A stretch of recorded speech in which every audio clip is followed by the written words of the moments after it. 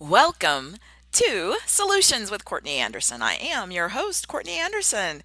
Thank you for being here today. It means a lot to me. I greatly appreciate it. I always want to remind and encourage you to come to CourtneyAnderson.com to share in with all that we're doing at the website on all the different programs. This is episode 146. Episode 146 of Solutions with Courtney Anderson. And if you come to CourtneyAnderson.com and come to the episode 146 page, you will find our show. And on that page will be more expanded show notes, links to anything that I've discussed in the program, and of course, our a sponsorship location for our corporate partners will be there. So, what's our show about today? Before you want to go to CourtneyAnderson.com and go through all the hassle of coming to episode 146 page, what are we talking about? What's happening? What's going on? Our show today is part of the Educators Eden series. Educators Eden.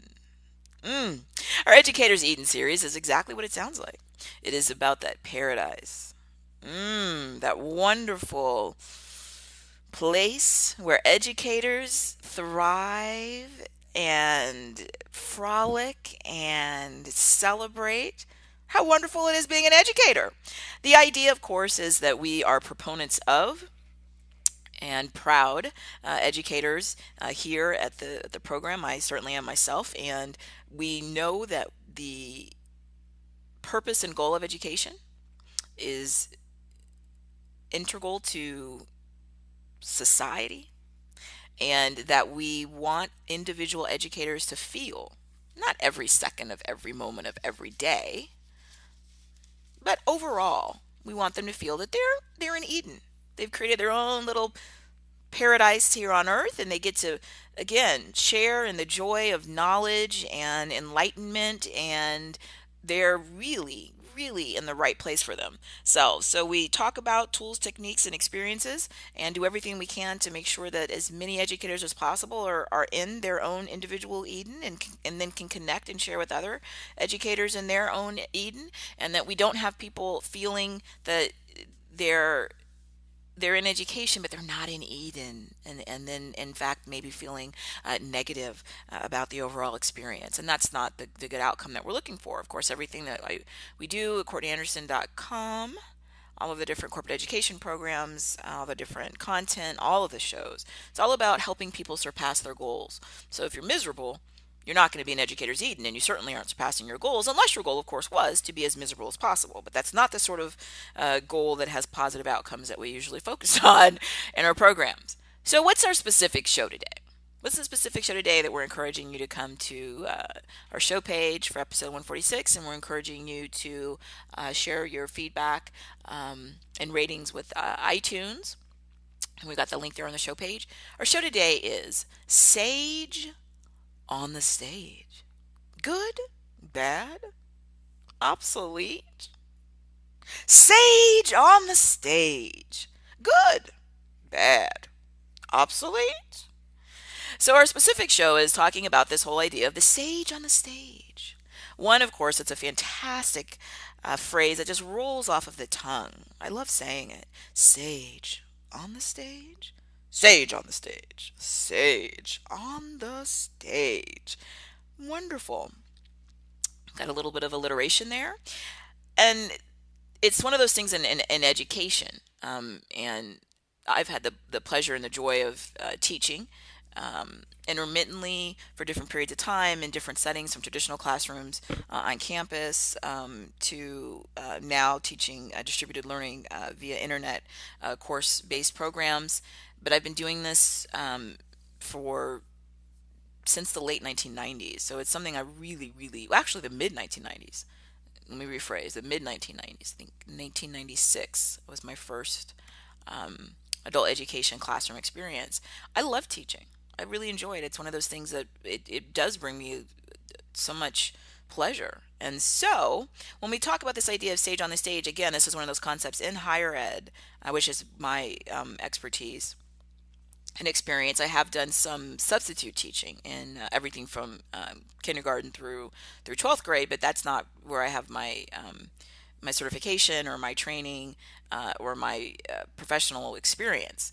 And so, education in general is what we're talking about. My individual perspective is often going to be based on higher education, but we do talk about the idea of the sage on the stage.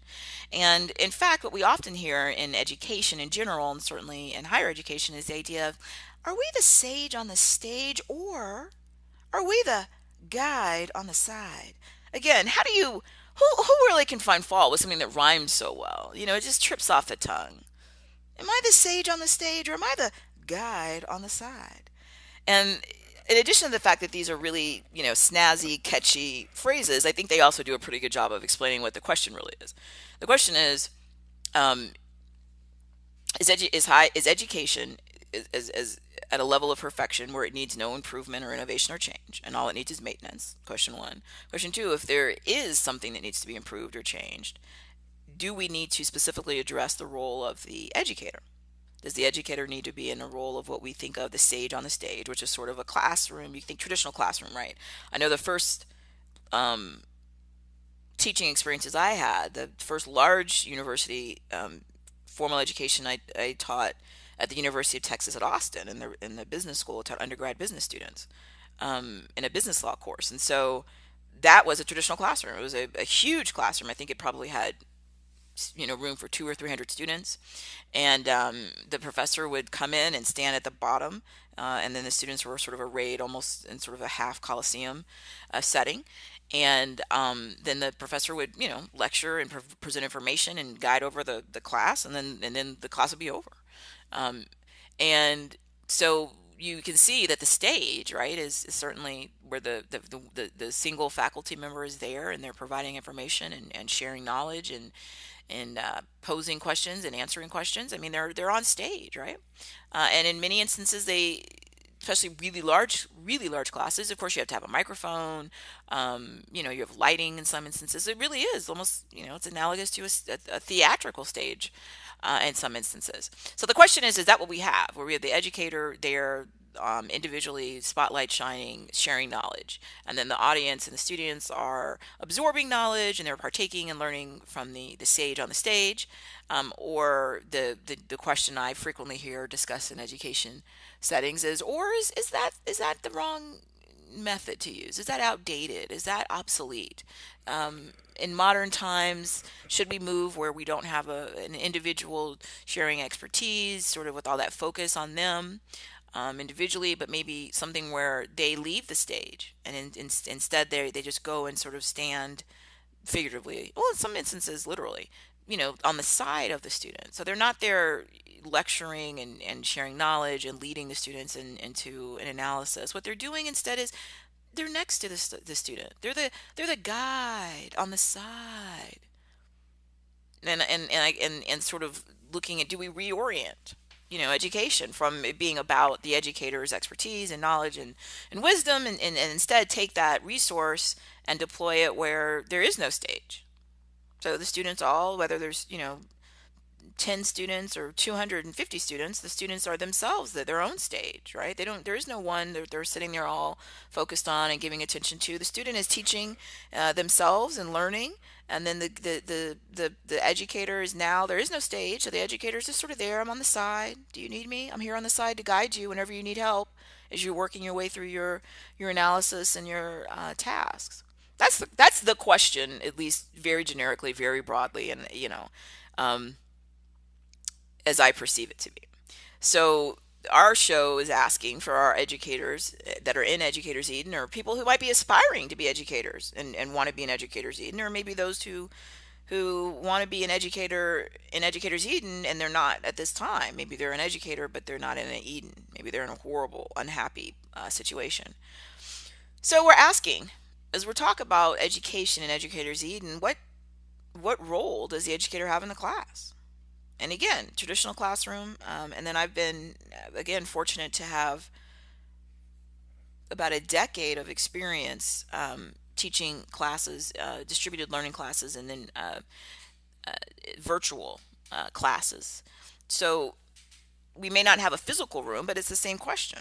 When we walk into our virtual classroom, is it similar to our traditional classroom with the sage on the stage? They're telling us and guiding us, or do we need to reorient every classroom, irrespective of the logistics of it, and move where you don't have that sort of fountain of knowledge that's leading and guiding, and instead you have the student leading and guiding themselves, and you just have the educator there. I'm here on the side as a guide when you need me. That's sort of a big question what we're asking in the show. So let's work through some of it. I went back to if you've been part of our other programs, you're aware. And also speeches, keynotes, corporate training, educational on-site for organizations. I so often go to definitions of terms. Why? Because we often have a misunderstanding or ambiguity, and it gives us a starting point. And it's not. I'm not going to debate it because it's not what I think. We're just going to go to some, hopefully, credible dictionary and start there, and then sort of work and work through the questions and the analysis. So I went to my Merriam-Webster dictionary, and I have included on the show notes page, which of course you are going to come access the link so you can go look at it yourself. And this website happens to have a great feature where they've got a little button right there when you look up a word where they'll have properly formatted citations, and they've got APA and MLA, and I love that, and it's so convenient that I just default to this dictionary often because boom, there it is. It's correctly formatted for me so that you'll be able to go to the source and see that for yourself whether or not it's an appropriate starting point. So what am I looking up? Okay, well, I'm looking up sage. All right, so what does the dictionary tell me? Well, Merriam-Webster says that the dictionary definition of sage, and there's a couple of different parts to it, but part 1A says it is wise through reflection and experience. Wise through reflection and experience. That sounds good. Dictionary definition part 2 says proceeding from or characterized by wisdom, prudence, and good judgment. I'm loving this. This sage is wise, and they are wise through reflection and experience, it is proceeding from or characterized by wisdom, prudence, and good judgment. I mean, wow. That sounds wonderful. So let's assume a couple of things in the interest of time. One, let's assume that the educator is a sage. Let's assume that they are wise through reflection and experience. So often that is a combination of their academic study, advanced programs, certifications, qualifications, and also their experience, what they've done in their own professional activities and endeavors. So let's just assume that whoever the educator is, that they are a sage. Right? They have wisdom, prudence, good judgment, reflection, and experience have provided them wisdom. This is awesome, right? So let's assume they are that thing, which is a whole nother question, but let's assume they are that thing. What is the effect or the point of having them on the stage? The idea that you enter the classroom, whether it's virtual or physical, and then the focus of attention is on the educator, it's on the teacher, it's on the professor. What's the point in that? Well, that would be itself, right? A multi-volume answer. But my shorthand, big picture response is that when we look at education, to a certain degree, we all educate ourselves. And throughout our entire lives, we do that, right? So I have a certain amount of knowledge that I have. Let's talk about Windows. I have a certain amount of knowledge about Windows. Now, some of it is gained from maybe something I studied in school. So maybe I do have a basic understanding of, in terms of a purpose. A window is to potentially protect me from the elements. So maybe I studied a little bit about, weather and some basic issues about our environment. And so I understand at some level, windows have a function.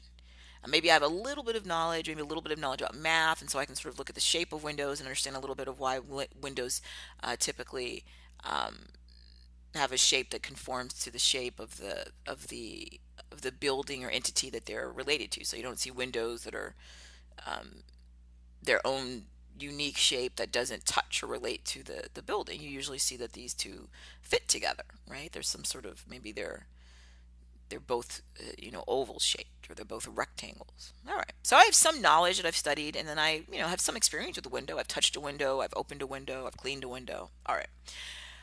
Okay. So if I went to go learn about windows, right? Let's say that I was really fascinated about it, and I was going to be, entering into a field where I needed to know a lot about construction. I needed to understand everything I possibly could about construction of windows, window material, what's the best, what's the average, what's the worst deterioration of windows, all these types of things. Now, right now, honestly, I don't know anything. Who would I want to go learn about windows from? Now, I could go myself and just start reading. Now, before the internet, I would have just gone to the encyclopedia. After the internet, ideally, I just go to the encyclopedia equivalent, right? I need to go to a credible source, some sort of person or business or entity that knows all about Windows and at the level that I'm interested in, and then can teach it to me. And I could do that without any type of formal class. I could always do that. I could do that before an internet, after an internet, because all I need to do is just go to the right source and read it. Now, the question though is, even if I go to the right source and I read it, is there anything extra to be gained from me going to a local university and taking a course with one of the preeminent window experts in the world? Is there anything extra? My argument is yes. Because even when I go and I start reading material in an area that I don't know anything about, and usually when we start doing that, I'm going to start hitting a lot of vocabulary words that I don't know because I don't know anything about that field. And I have two choices with the vocabulary word that's unknown. I can either look it up and try to understand what the definition is telling me, or I can skip over it and just try to guesstimate what I think it means based on the context of the rest of the words. I strongly suggest that we want to look up the words. Every time I do that, just have to look up the word, then it's going to open another Pandora's box of what if there's something in the definition itself that I don't understand. Well, then I would have to go look up each definition word that I don't understand. And before you know it, you can see how much time and stress it takes. Because if I fail to understand some basic issue, let's say we're talking about construction, and we're talking about materials, and we're talking about how do you frame a window.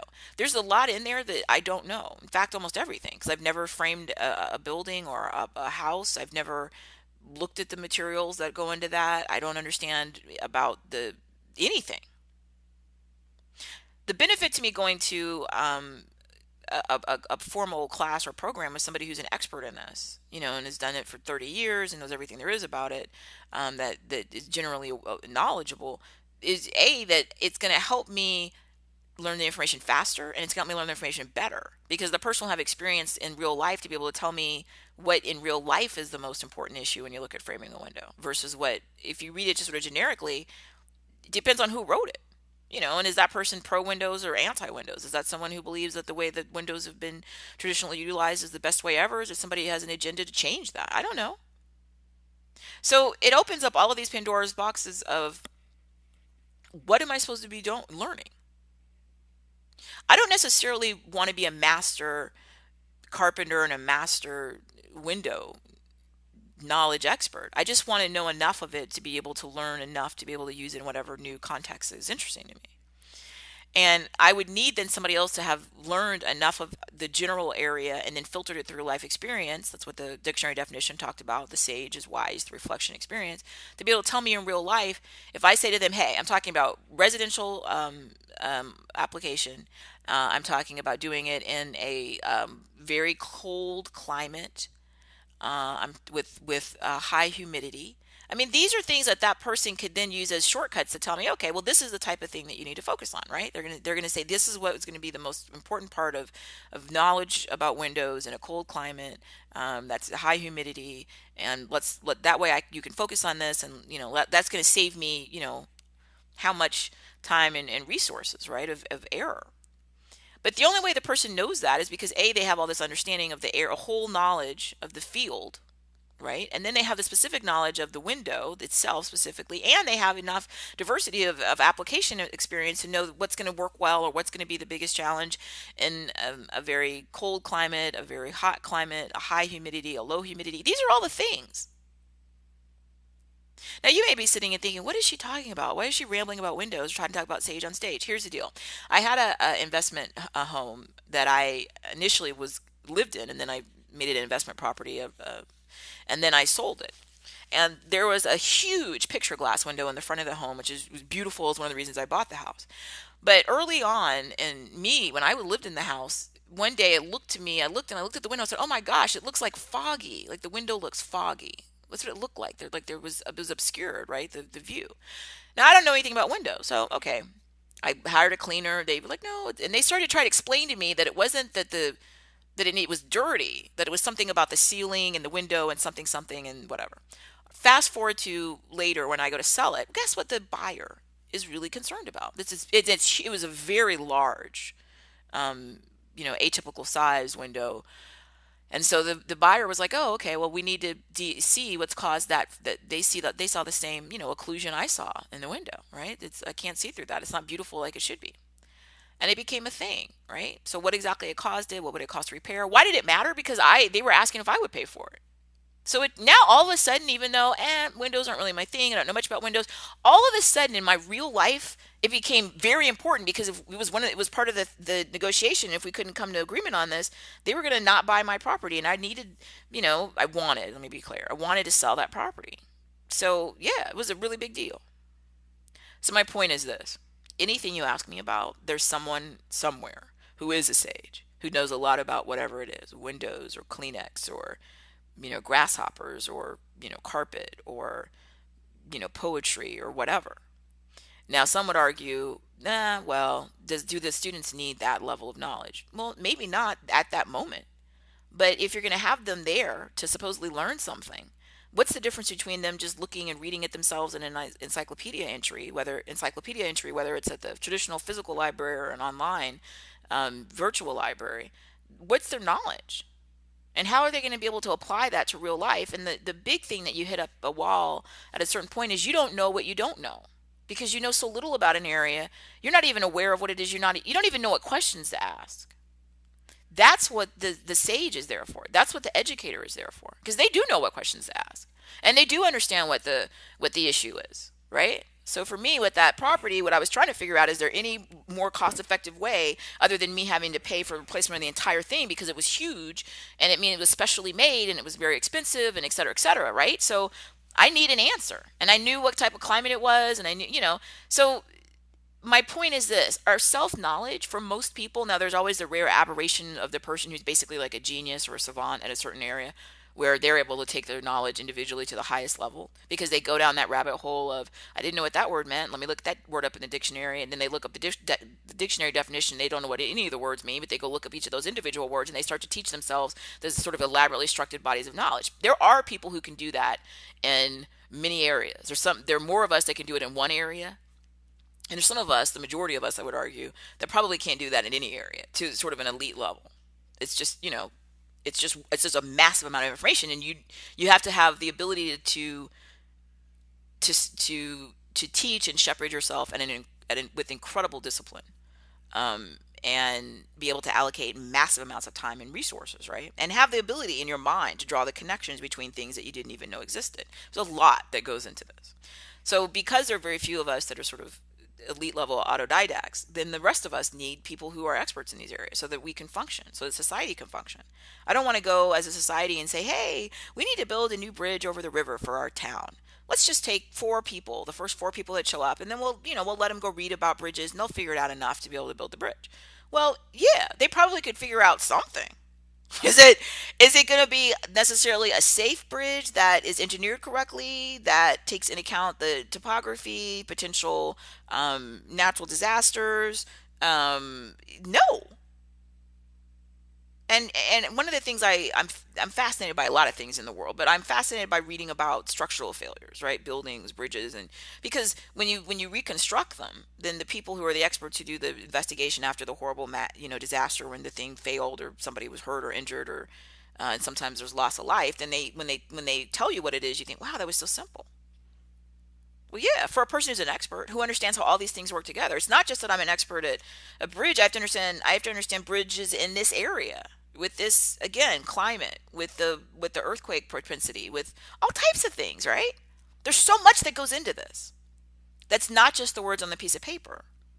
Now, you can learn a lot of things by, trial and error in real life if you have the time and there's the, sort of the room for error. If the first time you're building the bridge is the one that the city puts up in the town, and then the people go over the bridge and then they fall into the river and they're killed, then there wasn't a lot of margin for error there. And that's why when I look at who I want designing my airplane or my bridge or my building, I want it to be the expert. I don't want it to be the people who, oh yeah, I read a little here and there.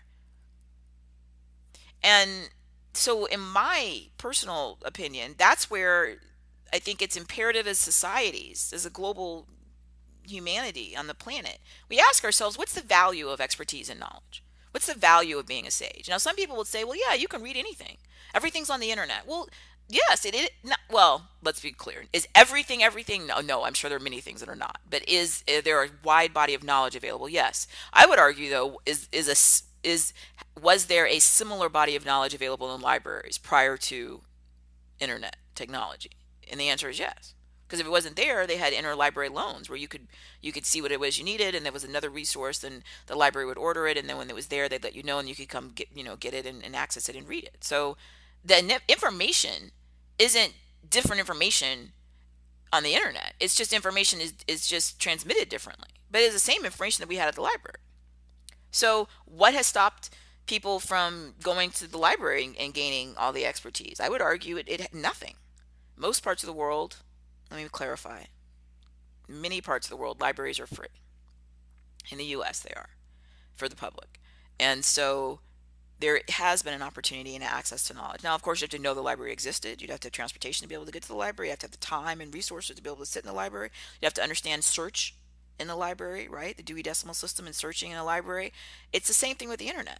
You have to have the resources to get to the internet. Some people say, well, everybody has internet. That's not true at all. And the internet's not free. Sometimes at libraries, the internet can be accessed, but you have to go there during operating hours. You can have to have transportation and a way to get there. You have to have the resources to be able to understand what the internet is when you open it. Just like when you go to the library, there's just shelves and shelves of books, right? It's the same thing online. How do I find what I'm looking for? That's what the sage is there for.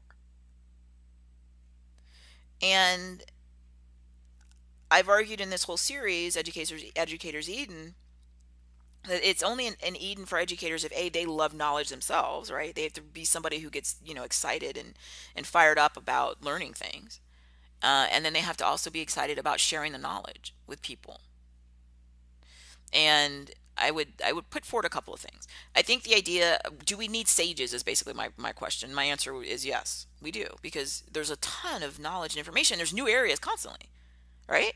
So when you get a new area of knowledge or a new invention or something new, then you need new sages to learn the new thing to be able to teach everybody else. So there's always this. To me, it's exciting, right? It's electric, right? I tingle sometimes when I learn something new, and I think I never knew about that.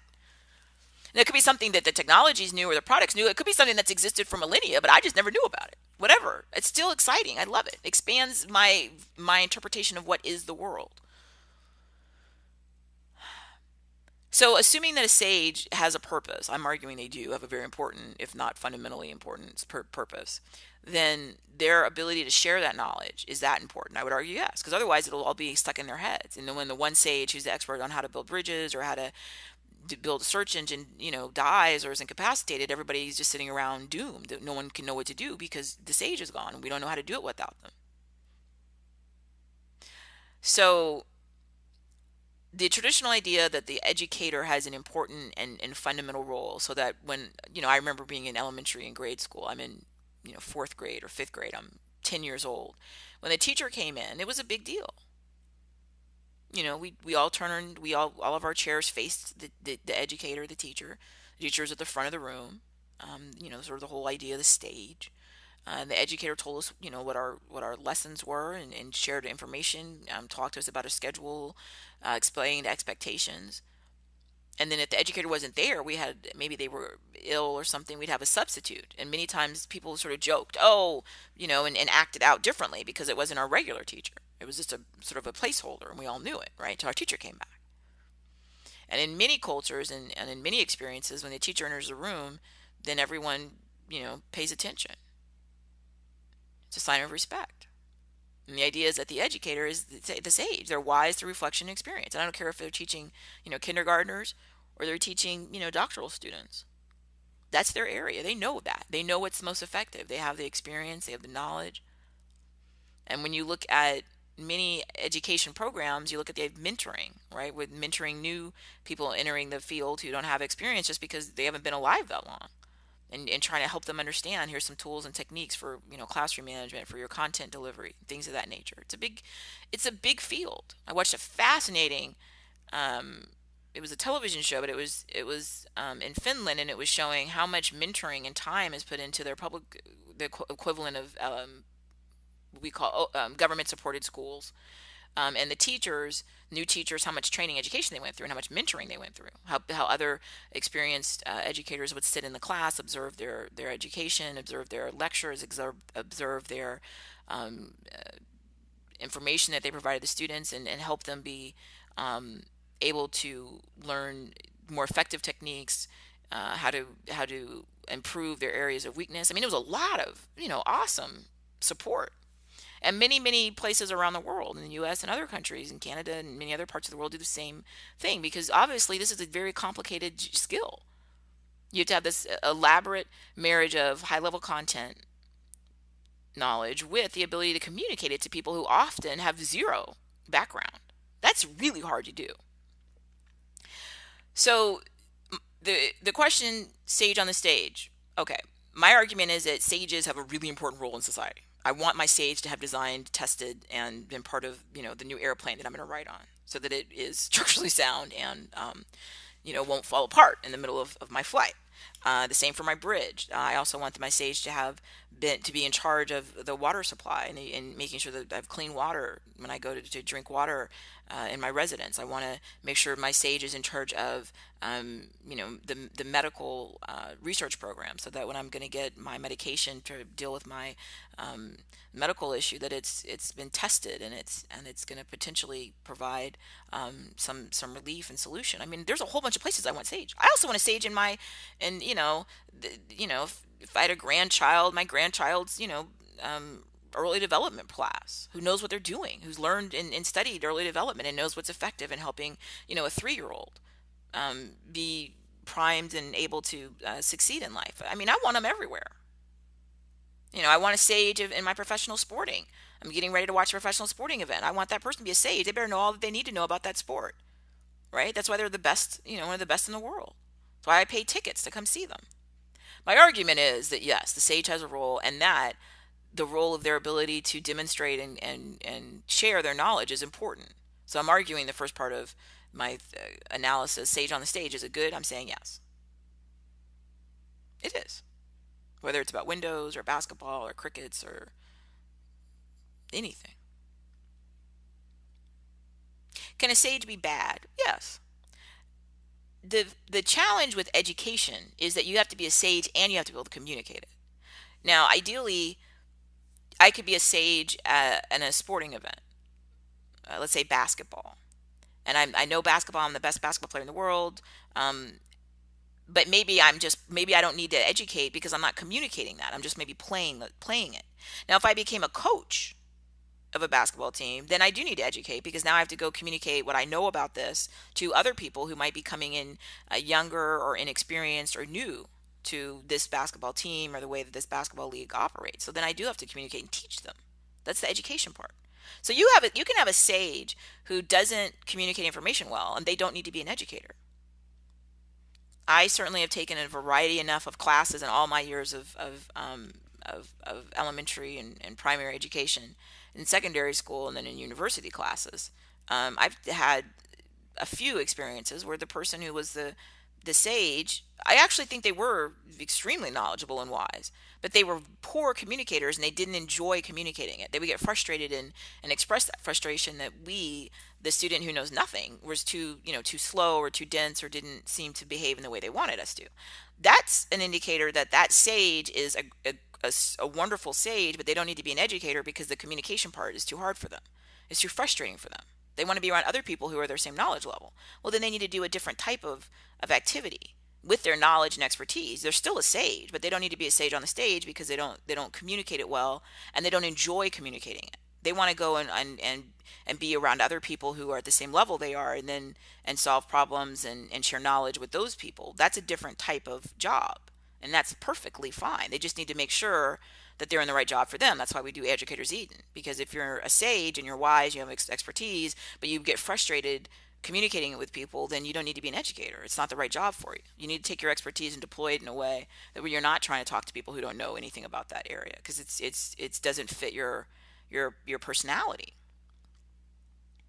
So Sage, I'm arguing good. Sage on the stage who enjoys being a sage and communicating with their knowledge area, great. If they're just a sage but they don't like the communication part, they don't need to be an educator. So then it's bad that they're on the stage. The solution to that, though, is then to make sure that we have a way to better communicate what education requires, and to also differentiate what we offer with people who are sages, so that they understand you're not going to go into being an educator if you don't enjoy the communication to people who may know nothing about your area of expertise. And the third question is it obsolete, right? Does it no longer have a function or a purpose? The sage. I vehemently disagree with this. I think we need more sages. I think part of the whole idea of this knowledge economy, right, is that we're not so much, I need people to do manual labor. That's not necessarily currently, or maybe projected to be in the future, the largest area of our societal and economic wealth is going to be in manual. It's going to be in knowledge and ideas, especially when so much of what we do isn't manual. So when I'm teaching and I'm teaching virtually, then we don't need to construct a building. I'm not needing a window expert or to deal with the logistics of the room. I'm not in a physical room. I'm online. The ideas are the same. I teach the exact same content when I teach, university students, about business, um, or business law and or ethics and or marketing or any other issue that I'm teaching about business. It's the same information. I'm just doing it in a different platform. So the ideas are even more important when you strip away a lot of these other support systems that used to be around them, when you needed more manual support systems. Now you just have pure ideas in a lot of instances. You still have manual framework, but the framework is all about information technology and about the framework of the internet and hardware and software itself, right? That's where there's growth, right? Oh no, what's going on with my website? What's wrong with, I can't log in. Well, that's why there's all that growth in those jobs, because you need people to fix those problems. It's the equivalent of the person that, made sure the building was safe and sound when we had physical classrooms. My argument is sage, good. Sage on stage who enjoys knowledge and explaining and sharing knowledge, good. Sage on stage who does not enjoy sharing knowledge, bad. I'm going to also mention this because it does exist. I don't know how it happens, but it does. There are people who end up in a position where they're supposed to be a sage, right? They're supposed to have wise through reflection experience. They've got prudence, good judgment. They're supposed to be that thing, right? Because they're the head engineer, or they're the professor, or they're the sixth grade teacher. They're supposed to be that thing because that's what that job requires. Unfortunately, again, I'm mystified how it happens, but it does happen because I personally, anecdotally, have experienced it. You get somebody supposed to be a sage, you get in there, you start listening or reading or to them, and it's clear they do not know what they're talking about. This is devastating. In fact, if I had to rank the worst outcome, I would argue it's worse to have somebody who doesn't know what they're talking about and is not really a sage. Just some sort of horrible mistake has happened. They were permitted to be in a sage position when they don't possess sage knowledge. And the moment the student figures that out, they have, of course, no credibility, and everyone is then frustrated because what a waste of time. And then students think, oh, I really could have just read the book myself, because the person standing there is just reading the book. They know nothing beyond what the words on the page are. I myself can read the words on the page, so you're useless if that's all you're doing. And I concur and think that that's the worst case scenario. The worst case scenario, obviously, is someone who's not an actual sage and they also have poor communication skills. I would argue next worst is somebody who's not a real sage, but they have okay communication skills. So even though they don't know anything, whatever it is that they're reading off of whatever somebody else knows, they read well. Both of those are awful, because the person who's not the sage has no information or data or anything. They're not wise at all. All they're doing is reading something that somebody else wrote. Well, that's what I do when I don't know anything. I go read it myself. But you can't tell me anything beyond this. You don't know anything about this. You've never done it. You haven't studied it. You don't have you have no level of applied knowledge at all. Then you're not worth anything as a sage. You're not a sage at all. You're just sitting here with me, not knowing anything. Well, then what's the point? You're not helpful. Then the next worst would be somebody who actually is a sage. So that's better than either of the situations where they're have not a sage, but they have poor communication. Because now there's somebody who does know things, but because their communication skills are so poor, or their personality, they don't like to communicate to people who don't know anything, then I can't get the information in a way I can use it. They have to be able to take the not applied expertise and knowledge they have and digest it and come up with different ways, analogies. I'm constantly doing this as an educator. Try this analogy, try that analogy, trying to find a way to help the student understand the concept in a way that relates to their world. That's hard work. It's really hard. Imagine how difficult it is to be one of the best, you know, engineers in the world. Imagine how hard it is to be one of the best engineers in the world and then to communicate to that somebody who doesn't even understand what an engineer does. That's really hard. That's why education is not for many people, because it requires this sort of dual expertise and enjoyment, that you're just a knowledge um, fiend. You love it. And you also are able to take the knowledge and not just speak to other people who have the same vocabulary and expertise. That's easier. But you can go and take that high level of knowledge, and then you have to find a new way, create your own language almost, to be able to explain it to people who don't even understand what it is. That is very, very challenging. But that's part of what makes people who love education and they're an educator's Eden, part of what makes it so much fun is coming up with new ways and constantly thinking, how can I better describe this or show this or teach this or explain this? I mean, that is really, really interesting. It's fascinating if that's something that makes you happy. And of course, the win-win situation is someone who's a stage. They have the actual wisdom, knowledge, experience, good judgment, and they also enjoy what I just said, the teaching, the reconfiguring, the using different models, anything that they can to try to get that information through in some digestible form to that student or a customer or client or whatever. And that's a rare combination. So the question, of course, from our position of educators or educator enthusiasts and fans, that's who, of course, listens to this show, this show series, Educators Eden. Sage on the stage, good, bad, obsolete. We talked about the fact that it's good when it occurs. It's bad when we don't have the sage and or we don't have the sage with the communication skills. Is it obsolete? Absolutely not. I would argue, in fact, it's more necessary than ever, because so much of what people do for jobs is based on knowledge. And it's based on knowledge of things that are abstract in many ways. So we need more sage. And there's so much, quote, new. It's not, I mean, it's obviously not new if it's been, but it's newly developed. It's newly divined. It's newly discovered. It's newly explained.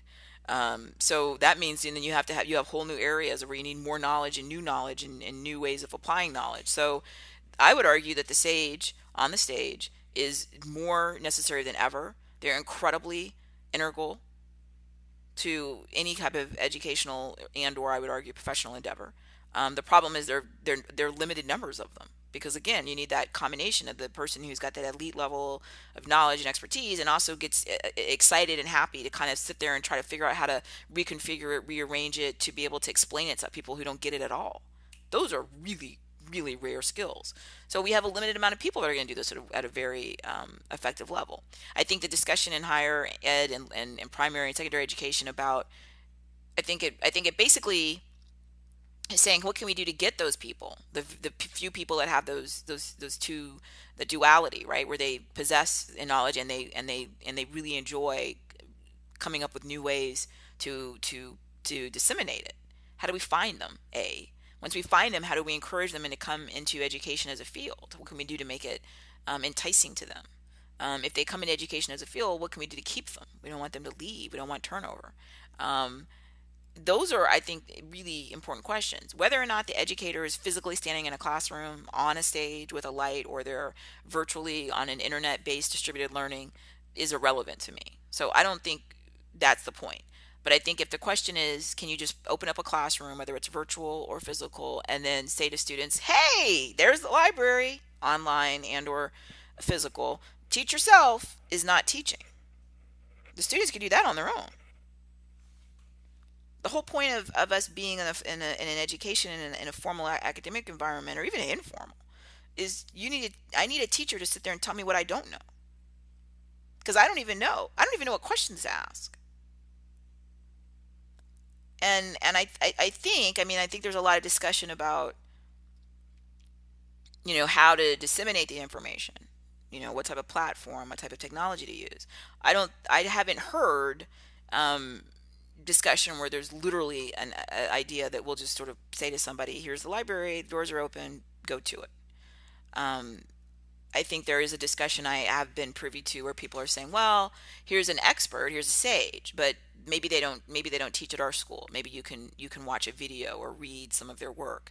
Again, that's not new. That's what a textbook is, basically, right? A textbook is For those of us who were older in physical textbooks, it's what it was. It's some expert in whatever fill in the blank topic it is. Fifth grade history or my master's degree statistics class. It's irrelevant what it is, but some other sage somewhere wrote a text about it. And then in my class, my individual sage that's in the class, that's not their text. They didn't write it, but somebody else wrote it. And so they're sharing that expertise. But what the sage in the class does is help explain to me, again, the application. Just like I said before, when I needed to know about Windows, I needed to know about Windows because I had a specific, very large window in a certain climate at a certain address that had a certain, failure. And I needed to know how to address that and what would be the most cost effective way to address that. That's what I needed. So I don't need somebody to hand me like a 750 page, textbook, virtual or physical, on Windows and say the answer's in here. I know it's in there, but I mean, it's going to take me how long to figure it out? I need a sage. That's what the sage in the classroom is there to do, is say, yeah, here's a textbook. I get it. It's, 550 pages, but you're going to help me work through that. And then you're going to take the information that's in there and apply it to my real life and answer my real questions, or lead me into areas of knowledge and application that are going to help relate to me. That's what their purpose is. So I haven't heard anyone say we don't need what I'll just refer to as the text. Everyone says we need that, right? We need something. Otherwise, what are we teaching?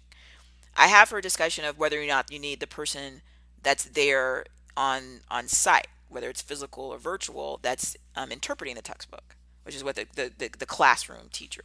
I don't understand necessarily that discussion, because it's the same thing we've always had. If you have a discussion where you say, well, maybe we just need somebody in the classroom, but they're not a teacher. They're just sort of there to motivate the students and say, come on, students, read the 700-page text. Come on, you can do it. I don't understand what their purpose is. And I know people say, well, they're motivating and supporting. Well, yeah, but I don't look. I'm trying to learn something. If I'm talking to somebody who's there and saying, you can do it, you can learn it, and they have no knowledge of it, then they can't help me. All they can do is keep telling me, go read the 700-page book.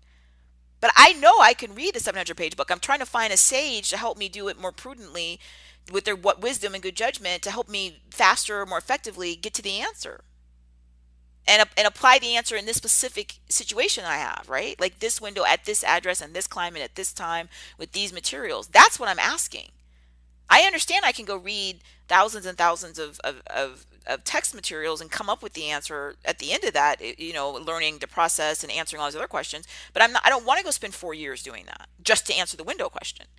I need you to teach me. And I need you in the classroom right here. Of course, you're going to interpret the text and materials. That's part of why you're a sage, because you've been reading and you have all this expertise in the area. I need you to help apply it with me right now. So guide on the side, again, I think it's always been there. I think someone who's in Educators Eden, they do all of this. First, they have to be a sage. If they're not a sage, we just went over this, then what's the purpose? All they're going to do is to stand there and say, yeah, this is great. Let's go back and see what the person said in the textbook or in their article. But you can't apply it, you can't interpret it, and you can't answer my real life questions. You're not a sage. Again, I don't believe that they should be in a classroom ever, anywhere. The sage is in the classroom, and of course they're bringing other materials and text and expertise into there, because obviously that's what they're supposed to do. But they've interpreted and melded that information in a way that they're going to pick and choose pieces, and they're going to create the learning experience to answer those questions for those students, and to even teach the students who don't even know what the questions are why it matters. Why should I care about what happened in another country 400 years ago? Well, they're going to tell me why. That's what my good historian and my history teacher does. They're going to explain to me how it relates to today in my life. That's their job. Remember, that's the relating of the information. Of course, it's based on experience and expertise of other people in their field. But I think if you come up with the idea and say, we're going to have a classroom, physical or virtual, we're going to open it up, there's no teacher. There's just somebody standing around saying, you can do it, and they don't have any knowledge about the content, then where's the teaching? And if you keep saying to the student, well, yeah, go read the textbook or go watch the video. Well, that's the same thing that you've always had. But you need the teacher to interpret and explain and apply. And you also need the teacher to grade the student's work and help them improve and work with them together through the student's areas of need for improvement, make referrals to the student for different resources. I mean, there's a lot. But they have to be a sage. If you have somebody in a classroom that's not a sage, my argument is, unless they're there in a specific support job or support role or a teaching aid, If you have no teacher in the class who's an actual sage, then you don't have a real class, and you're just saying to the student, teach yourself, which again I've not heard anyone say, credibly, because obviously it seems that that's, other than in a doctoral program where you know the student already has so much education, and now they're at the most advanced level where they're creating their own curriculum, they're creating their own questions to ask, and that's what their dissertation is. And then they're answering it. Well, that's the highest level of education. Of course, everyone at that level is is an autodidact to a certain degree, but they also are working with a sage, on their committee, because there's still that level of additional depth and breadth that they still don't have, and that's why you still have the sage there. So all that is a very impassioned. I hope. Well, I think passion and pragmatism go together. So yes, I believe, as I've shared at the outset of all of these shows, this whole series in education, I am an educator. I love it. I hope to be able to do it to the end of my time on this earth as I know it. I believe the sages, and I've tried to put forward some examples, are integral, because without the sage, all you keep telling somebody is read the big huge thousands of pages of text and analysis. Of course, they know that exists, but they're trying to find a way to get information that they can apply to their lives now. They don't want to go become the most knowledgeable, engineering expert in the world, or learn everything about Windows. They just want to learn enough to complement whatever it is that their goals are. So you need a sage. And the sage in a classroom that's an educator has to be knowledge expert and expert in communication to people who might not know anything or even care about the area, which is a very difficult skill set. Uh, so when the sage, with both of those parts, knowledge and communication skills, is in the classroom, it's beyond good. It's outstanding. When you're missing one of these pieces, they're actually not a sage, and or they are not a good communicator. Effective communicator is the correct term. That's bad, and it will only be obsolete. You will only have when it will reach obsolescence when either technology gets to a point that you can have sort of, I guess, non-human sages who can communicate to humans with no background, and maybe that'll happen faster than I expect. But at some point, you're still going to need a human to be able to program and provide, well, to do two parts. The one, to know the content to teach the non-human, hardware and software, and then you're going to need other experts that are going to be able to create the framework and the ability to disseminate the information, right? The speech or the tactile or whatever it is. I mean, there's a lot to this.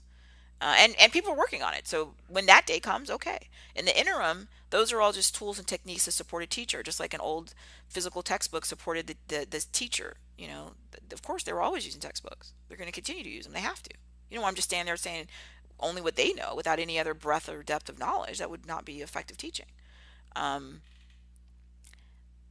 So my genuine hope is that you yourself, as either an educator and or educator enthusiast or supporter, think about these things, and for the people in your life who are educators that tell them thank you, because again, this is a very difficult skill set. It's somebody who's an expert in that area and has a ton of knowledge information, but they also enjoy sharing it, especially with populations who don't have any background or even any interest in it. That is a very difficult combination. Tell them thank you. I encourage you, as always, to come to CourtneyAnderson.com, go to iTunes and rate our show. We're growing, and it's exciting and scary and challenging. But I need to do as much as I can to be as appreciative with you, and also to seek your support and continued engagement, so that we can continue to do this. I love it. I love the program and the show. So come to CourtneyAnderson.com. This again was episode 146. We have a whole page dedicated to this. We now have implemented our formal program of working with corporate sponsors, so that we have the viability to continue the program and to create better quality and quantity of experiences. So we have several of our sponsors that are spotlighted on our show page, and the one that I would highlight for this program is our Microsoft sponsor, Microsoft, on our page. So go to CourtneyAnderson.com, episode 146. Literally, it has the name of the show: Educators Eden, Sage on the Stage, Good, Bad, Obsolete, and there's a link to Microsoft's store for education, and it's for students, faculty, and staff, and you get discounts on all the different hardware and software products that Microsoft has pricing available that's discounted for who? Educators and staff and students. So please go through our link on our page so that our sponsor knows and recognizes that it's coming from us. And thank you. As I said, if you have educators in your life or in your experience, thank them. And if I'm going to do that for you, thank you. If you are an educator or just a supporter, thank you. It is really hard. It's a hard combination of somebody who loves an area of knowledge or multiple areas of knowledge, and then also loves sharing that knowledge and trying to come up with ways to explain it to people who know nothing about it and or don't even care in some instances. It's a very, very difficult, challenging combination, which is why it's so rare. And I appreciate you, and I thank you, and I am grateful to you for whatever you're doing as an educator, working with infants up into, you know, 100-year-old citizens of any part of the world, and educating and sharing knowledge. It's amazing what we are able to accomplish as a species through our sages and through people like you who also enjoy sharing the knowledge. You are appreciated. I again thank you for being part of the program. Send me feedback and let me know what you think of this show or your ideas or opinion. And have a wonderful rest of your day. Thank you.